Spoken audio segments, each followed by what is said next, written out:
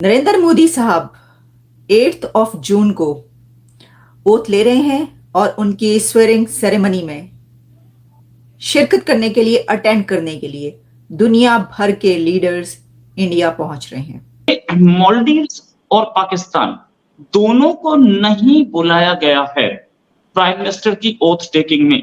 उनको तो शायद याद भी ना हो।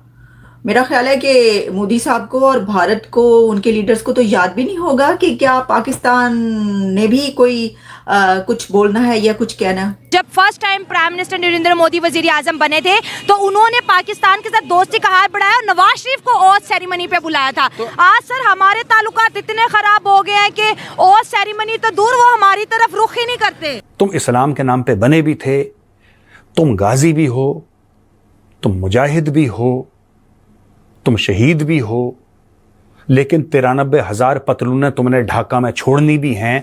मुझे ये डाइकोटमी समझ में नहीं आती। अगर भारत सेफ होगा, भारत तरक्की करेगा, रीजन तरक्की करेगा, पाकिस्तान तरक्की करेगा। अगर वहां पे स्टेबिलिटी नहीं आती, देखिए आज हमें उम्मीद है, आज भारत तरक्की कर रहा है, हमें उम्मीद है इस चीज की कि वो रीजन स्ट्रांग होगा। Modi has returned as a wounded lion. Wounded lion is always more dangerous. मैं कहता हूँ चाइना को हम पाकिस्तान भी लीज पे दे देना चाहिए। शहबाज शरीफ साहब कहते हैं मेरे अंदर कशकोल है, मेरे बगल में कशकोल है। दुनिया के जिस मुल्क में जाते जाकर भीख मांगते हैं, कभी इधर भीख कभी उधर भीख। हमारे अहम तरीन इदारों के सरबराहान बाहर जानते हैं, जाकर पैसे मांगते हैं, डॉलर मांगते हैं, इन्वेस्टमेंट मांगते हैं, बराए मेहरबानी इन्वेस्टमेंट कर लो। और अब पाकिस्तानी क्रिकेट टीम बाहर गई है तो इनसे भी भीख मंगवाई जा रही है।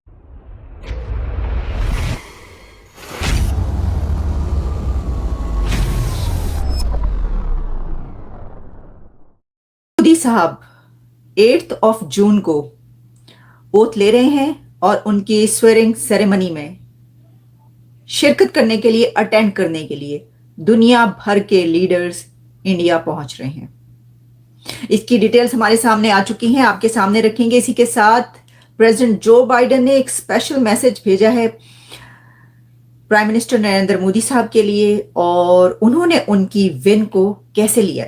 और इसी के साथ दुनिया भर के और जो लीडर्स जिनका हमने अभी तक जिक्र नहीं किया था, वो प्राइम मिनिस्टर नरेंद्र मोदी को उनकी हिस्टोरिक 3rd टर्म पर मुबारकबादें पेश कर रहे हैं।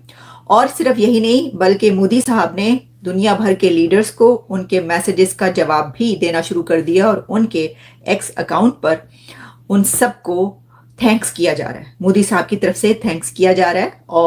और इसी के साथ कुछ और खबरें कि इस वक्त कौन सी मीटिंग्स जो है इंडिया में हो रही हैं और 8 के लिए क्या प्लानिंग की गई है। तो सबसे पहले तो वही कि दुनिया के वो कौन कौन से लीडर्स हैं जिनको इनवाइट कर लिया गया है इंडिया की तरफ से, क्योंकि पीएम मोदी की तरफ से दुनिया के लीडर्स को इनवाइट किया गया है कि वो इंडिया आए और उस सेरेमनी में शिरकत करें कि जिसमें प्राइम मिनिस्टर नरेंद्र मोदी साहब अपनी 3rd हिस्टोरिक टर्म में हलफ उठाएंगे, ओथ लेंगे। और अब तक जिन लीडर्स को पैगामात जा चुके हैं, बहुत से लीडर्स हैं, लेकिन हमारे सामने जो चंद नाम आ रहे हैं, खास तौर पर जिन्होंने सबसे पहले मुबारकबाद भेजी थी नरेंद्र मोदी साहब को, उसमें किंग ऑफ भूटान को पैगाम भेज दिया गया, इनवाइट कर लिया गया। किंग ऑफ भूटान शिरकत करेंगे उस सेरेमनी में। और श्रीलंका के अनिल विक्रमासिंघे भी इसमें शरीक होंगे। श्रीलंकन प्रेसिडेंट को भी इनवाइट कर लिया गया। और बांग्लादेश की शेख हसीना अटेंड करेंगी प्राइम मिनिस्टर नरेंद्र मोदी साहब की स्वेरिंग इन सेरेमनी। और इसी के साथ और भी लीडर्स हैं कुछ जिनको इसमें इनवाइट किया गया है, जैसा कि नेपाल के लीडर को इसमें इनवाइट किया गया है। और इसके अलावा मॉरिशियस के लीडर भी पहुंचेंगे इंडिया इस सेरेमनी को अटेंड करने के लिए। तो जालिमों, मोदी आ गया है और मोदी साहब जो है बड़े ही धड़ल्ले के साथ आ गए हैं। मालदीव्स और पाकिस्तान दोनों को नहीं बुलाया गया है प्राइम मिनिस्टर की ओथ टेकिंग में। ऐसा क्या हुआ है कि बाकियों को बुला लिया? 7 कंट्रीज में से एक अफगानिस्तान को तो नहीं बुलाना था, ठीक है, ये तो तालिबान से रिश्ते नहीं, तो कैसे बुलाएंगे। लेकिन मालदीव अफगानिस्तान, ऐसा क्या मालदीव पाकिस्तान?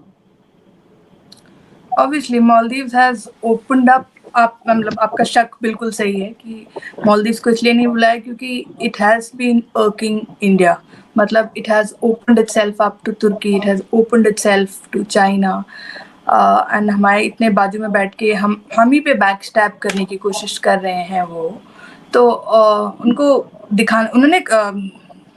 उन्होंने ट्वीट किया है, मौजू साहब ने ट्वीट किया है प्राइम मिनिस्टर मोदी को, कंग्रेचुलेट किया है प्राइम मिनिस्टर मोदी ने। In fact he was one of the first people to congratulate.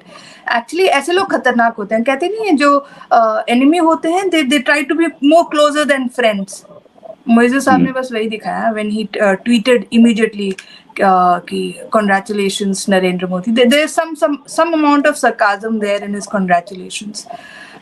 Modi साहब ने भी जवाब दिया। लेकिन मोदी साहब का अगर आप देखो ना इनविटेशन कार्ड, इंटरेस्टिंग है। सबसे पहले उन्होंने 2014 में सार्क मेंबर्स को बुलाया था, राइट, उसमें थे मालदीव्स थे। उसके बाद बिम्स्टेक वालों को बुलाया था, बिम्स्टेक में मालदीव्स नहीं था, भूटान, बांग्लादेश, म्यांमार, थाईलैंड, नेपाल। तो इस बार उन्होंने ना somehow I feel इस बार दोस्तों को बुलाया है। आईएसआई सबसे बढ़िया एजेंसी है, लेकिन आईएसआई को यह नहीं पता कि अगला अटैक कहां पे होगा, लेकिन दुनिया की सबसे अच्छी एजेंसी आईएसआई है। जब मन चाहे पश्तूनों का पहाड़ से उतरते हैं, पाकिस्तानी फौज को ठोक देते हैं। पाकिस्तानी फौज दुनिया की अजीम तरीन फौज है, लेकिन उसको यह नहीं पता कि क्या चल रहा है।